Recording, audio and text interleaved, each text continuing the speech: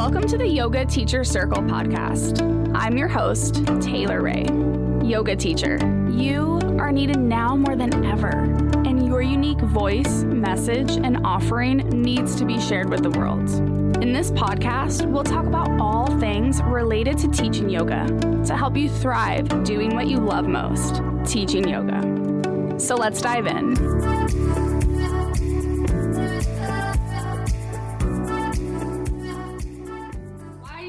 Yoga biz niche is key to growing your biz. This word, people call it niche, they're both right. This is such a good topic, and the reason that I wanted to have this conversation, there's a few different reasons. Over 2 years ago now is when I decided to niche down and step further outside of my comfort zone of studio and gym classes and private sessions. And I started to niche down with yoga teachers. That's when I started leading yoga teacher trainings. That's when I started doing continuing education workshops for teachers and really realized wow, first of all, I was really passionate about it. So I'm doing what I love. Things were flowing, and I realized just how quickly my business grew because I decided to focus in one area. Before that, I was a little all over the place, which is totally okay too, because sometimes that's how we find what our niche is and what we're actually passionate about. The reason that I decided to niche down with yoga teachers is because I really struggled in the beginning of my own teaching journey. First of all, just lacked a lot of confidence. I had so much fear, and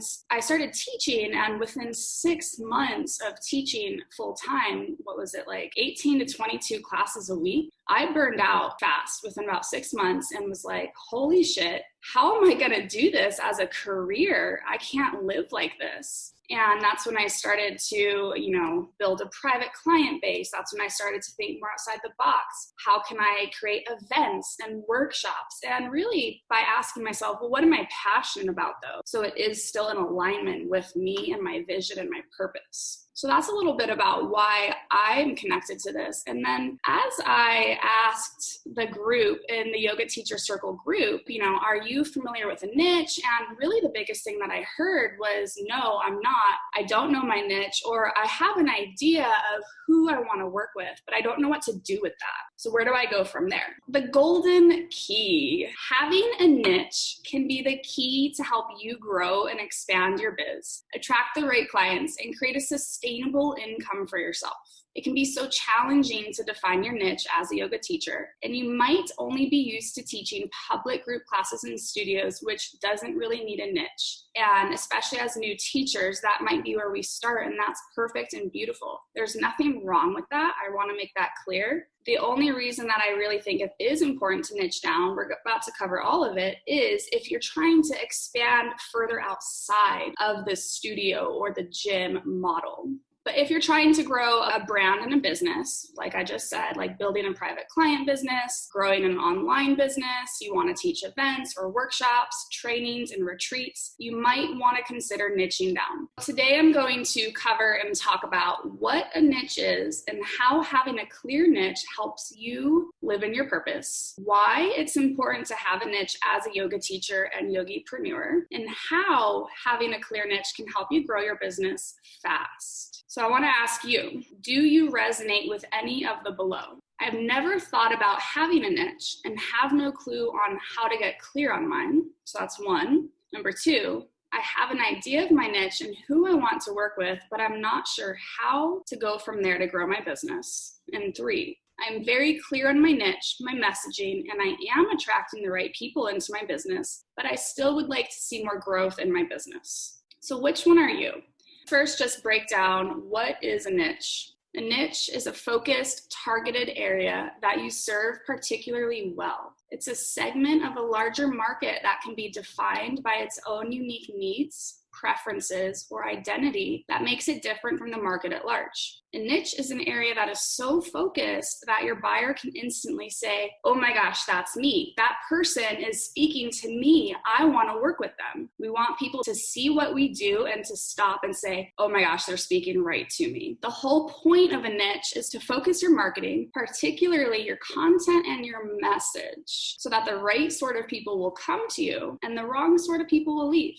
When we decide to niche down, we actually want to kind of attract the people that really fit and align with our vision, with our message, with what we're offering with our service. And we want the people that aren't necessarily aligned or fit that or are ready for what we offer to go the other way. And that's okay, because we can't please everyone and we can't serve everyone. So the clearer and the more specific you are, the easier that happens. Your niche is really going to be connected to your story to be the most authentic, in my opinion. So a niche is an area that you understand, like really, really and truly understand. You have to get them. You have to understand how your ideal client feels and what they are experiencing so you can genuinely help them. Your niche might be connected to your own personal story, your life experiences, and any challenges that you have faced and overcome. You felt the pain, the struggle, the challenges, the joy, the happiness, all within that specific niche, which leads you to being in alignment and authentic when working within your niche. So I'll circle back to my own story, my own experience. As I shared at the start, my passion now is to work with yoga teachers. And that's really because it was so hard for me in the beginning. Like, I wanted to quit so many times. I had no confidence. I didn't make any money. I was barely scraping by, teaching 18 classes a week. I was burned out. I was like shutting down, and I questioned if I could do this. And that's where my passion lies now, is helping yoga teachers get through that process to actually create a sustainable, lifelong business doing what they love, sharing the gifts that they have.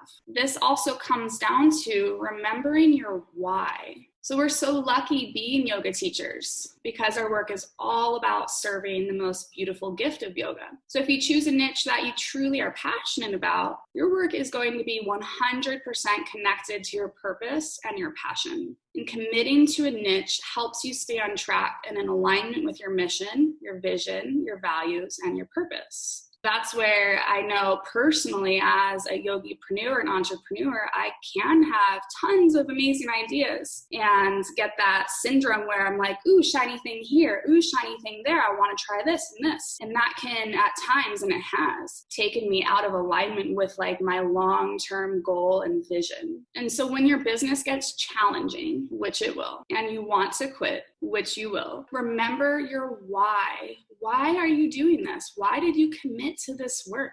And remember who you are serving and how it's really not about you. I say that all the time. Teaching yoga is not about you. It's about serving one of the most beautiful healing gifts. When I want to quit, which happens all the time, I remember it's not about me. And if I'm making it about me, that's typically when I want to quit. It's about all the yoga teachers out there feeling the same exact way that I felt 4 or 5 years ago. I remember that feeling, and I remember how bad it really felt. And that's what keeps me going, is to help other teachers step into their purpose and their power. Now let's talk about why is it important to have a niche as a yoga teacher and a yogipreneur. Are you, so really think about this when I ask these questions, are you trying to grow your private clientele?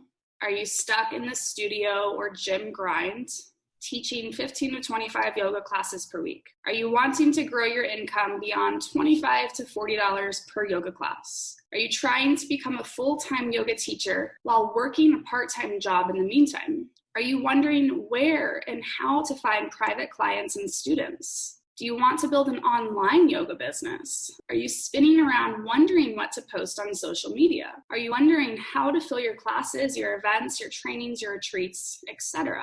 Okay, so typically when we don't know our overall message or who are we even trying to talk to, it's going to be hard to do everything that you all just shared. When we don't know what our goal is or who we're trying to serve, how are we going to create content? How are we going to show up? Who are we really trying to talk to? So now let me ask you this question. Do you think of yourself as an entrepreneur? If you answered yes to any of the above, which you all did, it's time that you need to embrace the idea of being an entrepreneur and what I call a yogipreneur. I promise you there is room for you to have a successful yoga business and to stand out in a saturated market of yoga teachers. You just need to get clear on who you want to serve and then create your messaging and offering around their needs. Now, let's talk about how to find your niche. First thing when you're thinking about this is you have to make sure that your niche is something that people actually want, need, and they're going to pay for. They're willing to pay for. So you have to take time for market research and get to know what people want. Ask your friends and community questions to help you gain clarity.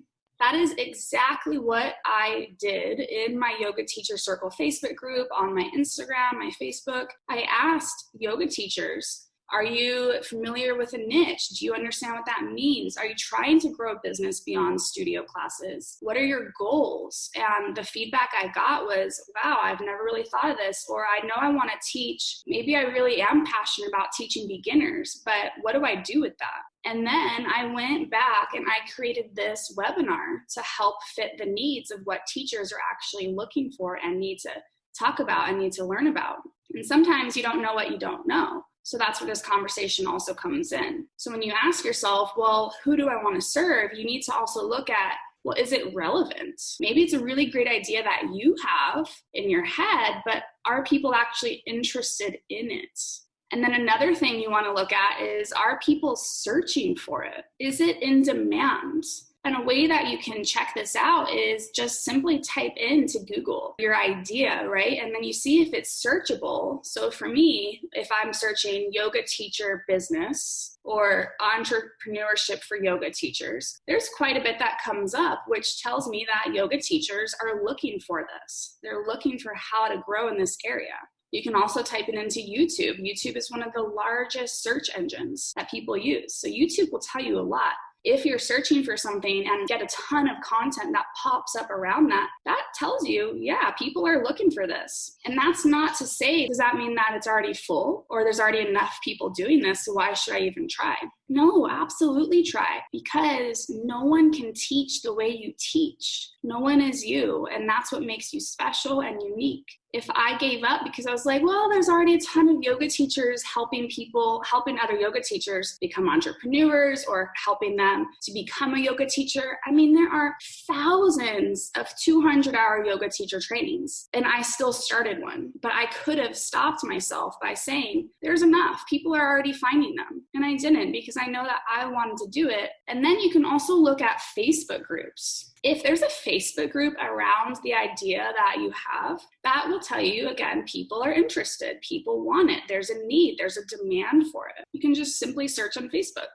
And then, like I just kind of said, are other people offering this service? Well, if so, there's a good chance it's in demand.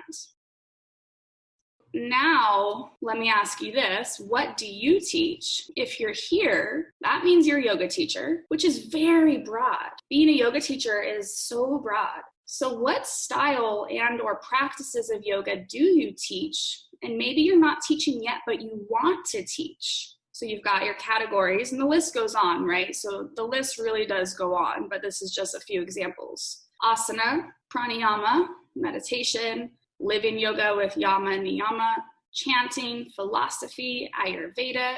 So you can even look at niching down asana a ton. Asana is, again, so broad.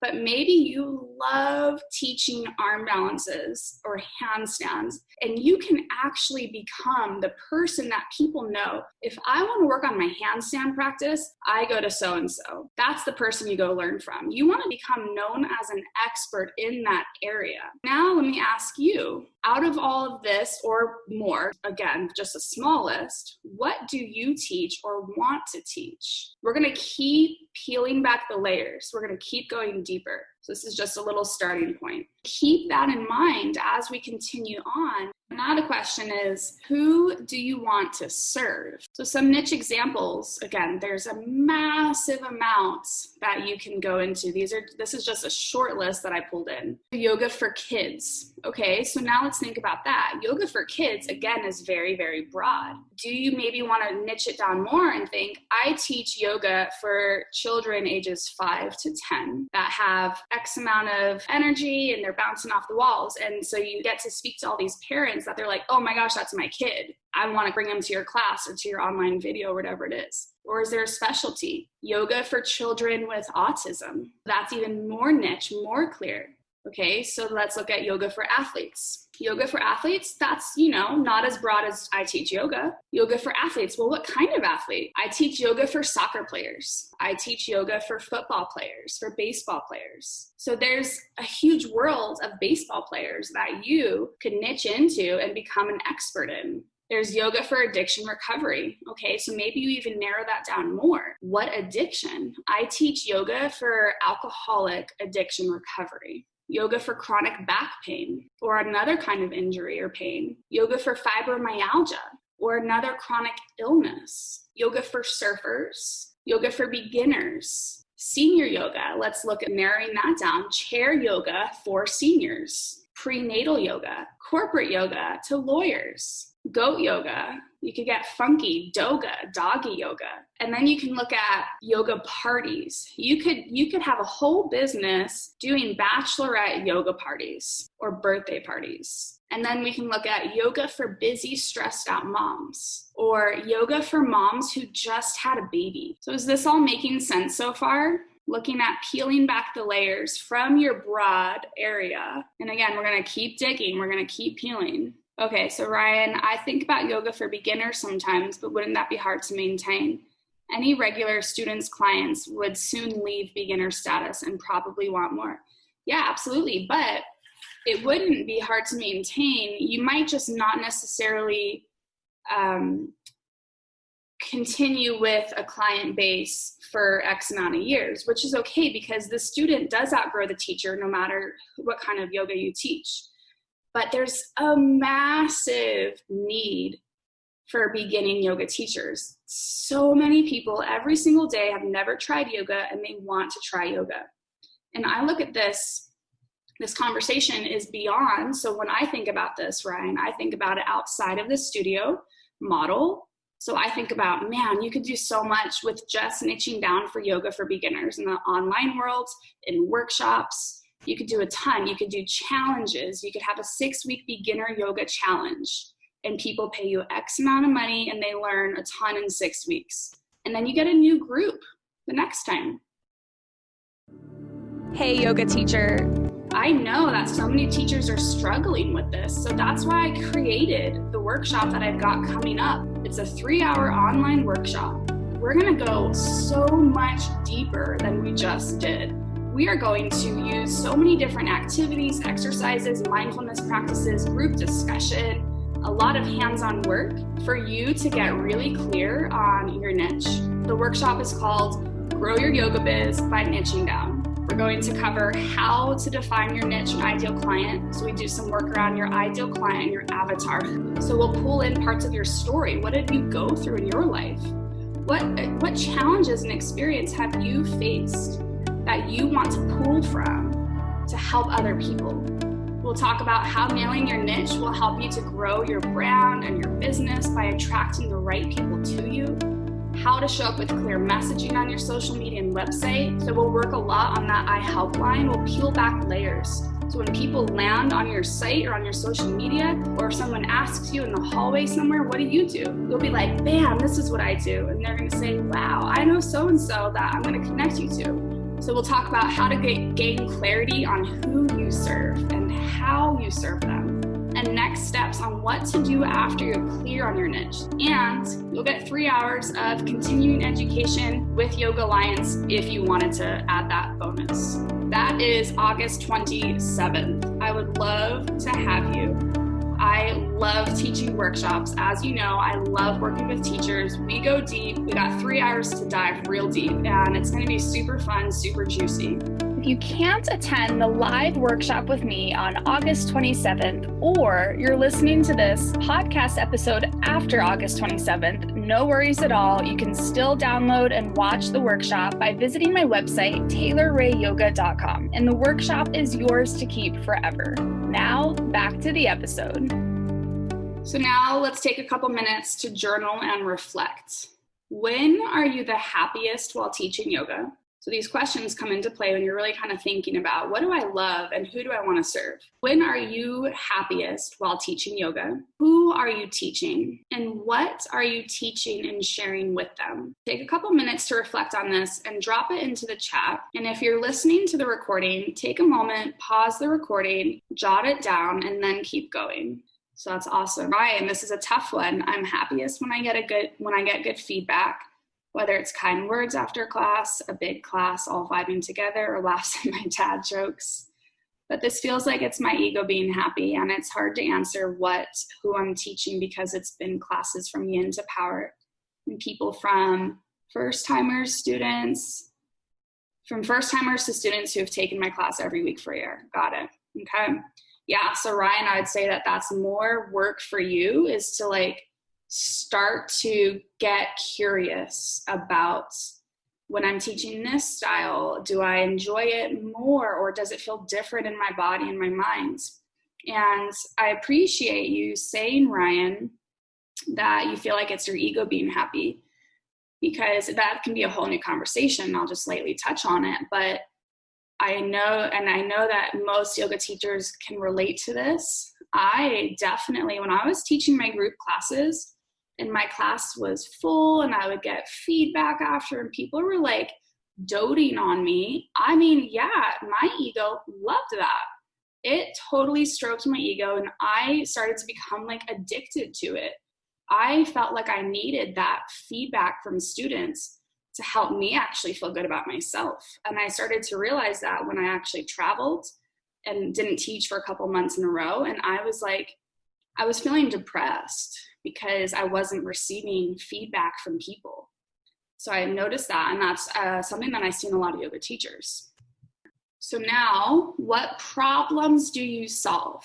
Being an entrepreneur is all about solving people's problems with your offering and your service. So examples: problem, people suffering with chronic pain from fibromyalgia. Solution, yoga for fibromyalgia. You are creating a service and an offering that solves the problem of people living with chronic pain from fibromyalgia. You can have clear messaging with that. You can speak to a specific group, and people will scroll through if this is what you're talking about and posting about, and they're going to say, oh my gosh, my mom has fibromyalgia, or I do. I'd like to try what you're offering. Another example, problem, stressed out employees. Solution, corporate yoga. Huge market for this. There's a huge need for this. So many offices in corporate settings want wellness within their workspace to help their employees. I used to teach corporate yoga. It's a huge world. You can make great money doing this as well. And you can even get more specific. I teach yoga in corporate settings for lawyers. Problem, this is my example right here. This is mine. Problem, yoga teacher struggling to teach full-time and make money. And I kept that shorter, but that's really to come down to for doing what they love. Solution, niche workshop for yoga teachers and yogipreneur school, which is coming in a couple months. So that's where I see, okay, there's a problem in the community of yoga teachers. I am passionate about working with yoga teachers. What kind of offering fits the needs of what they need to help other yoga teachers grow and expand into their purpose and do it sustainably? So now let's look at peeling back the layers and getting as specific as possible. So when you're thinking about, how do I make this one-line statement where if I were to put this on my Instagram bio or my website and people popped on for a minute, would they know what I do? And they should be able to know who you are and what you do within 30 seconds. So example, if you're a yoga teacher, you typically teach yoga because you want to help people feel good. That's very, very broad. So now let's look at, how do you do that? I want to help people feel good through yoga. Okay, so yoga is the how. Now let's look deeper. What's the why? I want to help people feel good through yoga to reduce stress and anxiety. That's your why. Now let's look at who. Who do you want to help? Who are you trying to speak to and serve? I want to help people who work long days at corporate jobs and are always stressed. Okay, so you want to work with corporate employees that are stressed. So now let's combine it and create a statement, a line that is very clear on who you are and what you do. I teach yoga in corporate offices to help employees reduce stress and increase energy and productivity. Now that is clear. That is something that if people came to your website and that's your line, your main thing about who you are, what you do, what you offer, people are going to know. Great. Let's say Tracy's doing this. Tracy teaches yoga in corporate offices to help employees reduce stress and increase energy and productivity. Okay, so let's look at another example. I want to help people healing from trauma. Okay, sounds great, but that's still very broad. How do you do that? Who are you? What do you do to do that? What's underneath that? All right, so the how. I want to help people heal from trauma using yoga and mindfulness. Okay, so you want to use yoga and mindfulness. That's the how, that's the vehicle. What's the why? I want to help people heal from trauma using yoga and mindfulness so they can live an empowered life. So you want to help people heal from trauma and be and live an empowered life. Awesome. Well, who are you trying to help heal from trauma and feel empowered? I want to help people who are in recovery from addiction heal their trauma. That's a lot more clear. So now let's combine it. I help people in addiction recovery heal using yoga and mindfulness practices. That's super clear. Again, people would land on your page and say, wow, that's awesome. That's the work that Tracy does, or that's the work that Ryan does, or Kara. Then I've got the bottom here. You can add the word trauma into that I help line, but it can also be implied and as a byproduct of healing using yoga and mindfulness. You could potentially say, I help people in addiction recovery heal trauma using yoga and mindfulness practices. Trauma is so big, and I'm trying to almost normalize the word trauma so it's not scary for people because everyone has experienced trauma, right? But trauma in the word itself can actually scare people because they're like, oh my gosh, I don't know what that means. Like, how do you do that? People need to look at what you do and understand, well, what are you offering me though? Like, how are we actually doing that? Okay, so it's through yoga and mindfulness practices. Is this getting your mind going? That's what we want. You don't need to have an answer right now. You don't need to create your own right now. But is this helping you get clear? Okay, so now I want to ask you, what's your biggest challenge or your biggest fear when it comes to niching down? You might not have an answer because this might be the first time you're thinking about it. But if you've thought about it before, or you've always maybe thought to yourself, man, I really want to kind of create this, this is who I am, this is what I do, I want to help beginners, but I'm a little bit afraid because what if I do that and it doesn't work, or whatever that means for you. So now we're going to talk about how nailing your niche can help your business grow fast. So the reason I just asked you that question before, it's important to understand what is it that has stopped you or scares you about doing this. And now let's look at the benefits of actually niching down. Defining your yoga business niche helps you stand out authentically in a saturated yoga teacher community and market. Right now, if you're teaching something that's so broad, you're in competition. I don't really like that word because I think there is enough space for everyone. And I don't compete, there's people doing what I'm doing and it's totally cool. But because I am clear on my messaging and who I'm speaking to and what I'm offering, I stand out differently from the other person that's doing the exact same thing as I am, but we're doing it in our own ways. So when you niche down, you actually stand out more. You're not just drowning out in the background with everyone else doing something similar as you. Another thing is once you niche down, then you market and promote your brand with ease and in a way that aligns with your purpose. Just like I talked about earlier, your niche, not always, but mostly, especially in what we do as yoga teachers, I think that it'll be connected to your own story in some way, or your own experience in some way, a challenge that you've gone through and overcome. And when you can connect your experience to your niche, that helps you live in this alignment of your purpose and this organic, authentic way. So it also helps you to create content for your classes, your workshops and events, instead of spin around wondering what to create.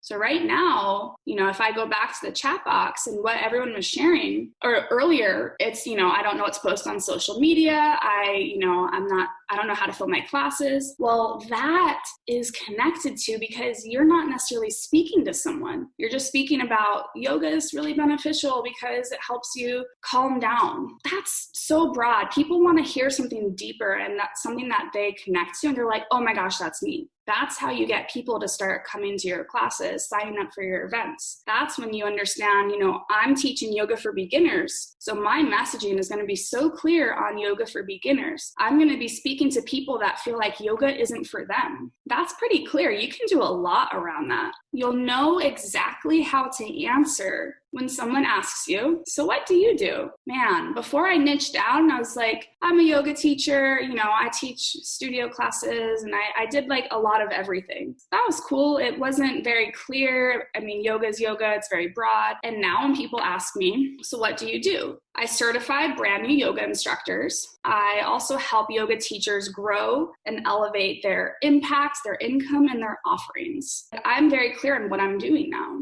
It helps you become known as an expert in a specific area. So for those of you that just dropped into the chat, I'm afraid of failing or not making money from it. Well, this is actually a benefit to you because people pay more for someone who specializes in a specific area. So just like specialized doctors. So right now, if you're only teaching studio and gym classes, you don't really have a specialty. You might be a yin teacher or restorative teacher. That's like your foundation of a specialty, yeah? But what can you do beyond that? How can you take that and actually create a specialty? So just like specialized doctors, if I broke my ankle, let's say I broke my ankle, my general practicing doctor might not be the person I want to see. That's pretty general, that's broad. I want to go see a specific, I don't know what they're called, ankle doctors.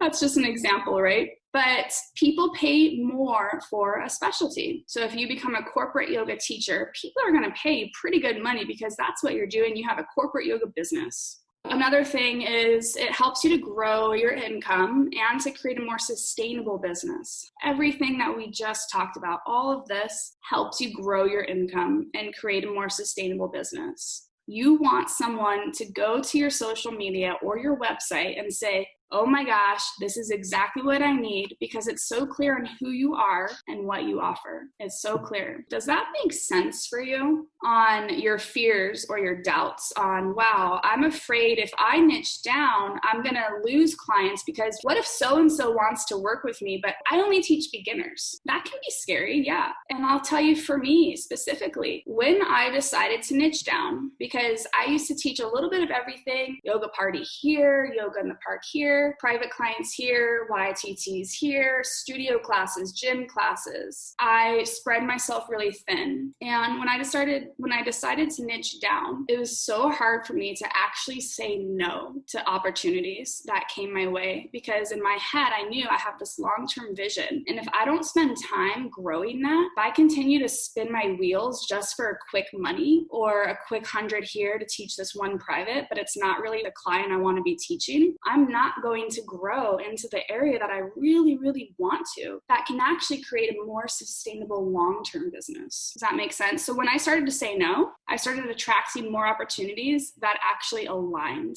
that were my actual ideal client. When we say yes to everything, when we're trying to please everyone, we end up kind of pleasing no one and spreading yourself really thin. That's exactly what is the next slide. So you can't please everyone. Whether you like it or not, whether we like it or not, we can't be all things to all people. So many of us try to please everyone or believe that if we appeal to a broad market, it'll bring in more opportunities and help our business grow. There are so many yoga teachers in the industry and around the world, and there is room for you to stand out. So what makes you unique? Why should someone hire you over the other teacher doing the same thing? That's where you have to get clear on who am I serving? What is my message? Am I showing up and telling people who I am and what I do? Because if they don't know, they're not going to be coming to you. When you niche down, you immediately stand out and raise your chances of being seen and hired. And your community starts sending you referrals because they know what you do. So when you get clear and you put it out there, this is who I am, this is what I do, this is my service, people people know, oh, Kara teaches trauma-informed, blends in other energy practices. She helps people heal trauma. I'm going to send this person that I know is asking for something like that to Kara because I know Kara does that. I don't necessarily do that myself, right? And that's just an example. I do work with trauma-informed yoga, but that's just because it's clear. If someone knows, hey, I have a friend who wants to become a yoga teacher, they connect that person to me because they know I lead 200-hour YTTs. But if people don't know what you do, they're going to send that person, that referral, to the person that they know does it. Thank you, all of you, for being here. And remember to be patient as you uncover and discover your niche.